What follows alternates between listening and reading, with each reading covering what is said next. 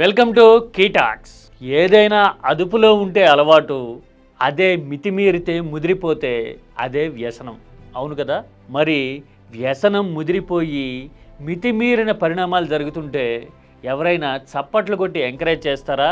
లేదంటే గనక పరిస్థితి చేయి దాటిపోతుంది అని హెచ్చరిక చేస్తారా? ఏపీలో మీడియా ఏంటి వండర్ఫుల్గా పూర్తిగా 100% పాజిటివ్ భాషతో జనం వ్యసనపరులు అయిపోవడాన్ని ఎంటర్టైన్ చేస్తోంది, ప్రొజెక్ట్ చేస్తోంది, ఎంజాయ్ చేస్తున్నట్టుగా రాస్తోంది. ఎందుకని? అధికారంలో టీడీపీ ఉందనా? మద్యం అమ్మకాలు భారీగా పెరిగాయి, ఇంత ఆదాయం వచ్చేస్తోంది, మందుబాబులు ప్రభుత్వ ఆదాయం గుమ్ముగా పెంచుతున్నారు అని రాయడం చూస్తే అవ్వా అని అనకుండా ఉండగలమా? ఇలాంటి సిచ్యువేషన్ ఎందుకు వస్తుంది? డీటెయిల్గా చూద్దాం. This is కీటాక్స్.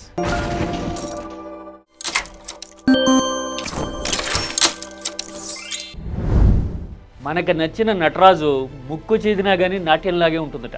ఏపీలో మీడియాకి అలాగే ఉంది పరిస్థితి. చంద్రబాబు హయాం కాబట్టి మద్యం అమ్మకాలు పెరిగిపోయి ఆదాయం ఇబ్బడముబ్బడిగా వచ్చేస్తోంది, ఖజానా కళకళలాడిపోతోంది అంటూ పాజిటివ్ కోణాన్ని చూసేందుకు మీరు కూడా ఇలాగే అనుకోండి అని ప్రజల్ని మెంటల్గా ప్రిపేర్ చేసేందుకు వ్యూహాత్మకమైన రాతలు రాస్తోంది. అసలు ఇలాంటి ప్రమాదకరమైన ధోరణి, మద్యం ఆదాయం పెరిగిపోతే జనం వ్యసనపరులు అయిపోయి తాగుడు అనే అలవాటు అనేది మితిమీరుతూ ఉంటే ఎంజాయ్ చేసి చప్పట్లు కొట్టే మీడియా కానీ, ఇలాంటి పరిస్థితిని పాజిటివ్గా ప్రొజెక్ట్ చేసే రాష్ట్రం కానీ దేశంలో ఇంకోటి ఏదైనా ఉందా పోలికి తెచ్చి చెప్పడానికి? నాకైతే కనపడలా. పైగా మద్యం అమ్మకాలు భారీగా పెరిగిన జిల్లాల్లో, ప్రాంతాల్లో తిరుపతి అనేది అగ్రస్థానంలో ఉందిట. ఆ విషయాన్ని కూడా ఇదే టీడీపీ మీడియా జబ్బలు తరుచుకుంటూ చెప్తోంది. మనం ఒక పక్కన దేశానికే తలబానికం, ప్రపంచవ్యాప్తంగా భక్తులు వస్తూ ఉంటారు అని గొప్పగా మనం చెప్పుకొని నెత్తిన పెట్టుకుని పూజించుకునే క్షేత్రానికి పాదాల్లాంటి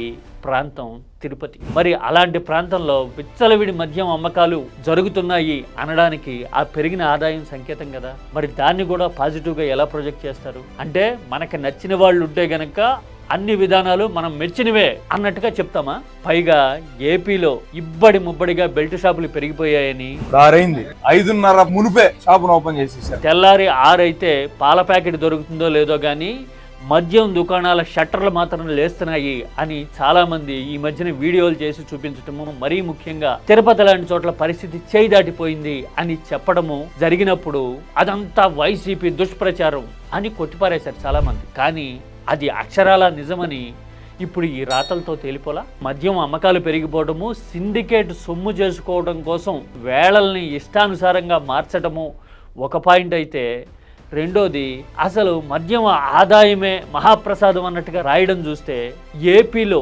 అసలు ఆలోచన ధోరణి ఎంత రిగ్రెసివ్గా మారిపోతోంది.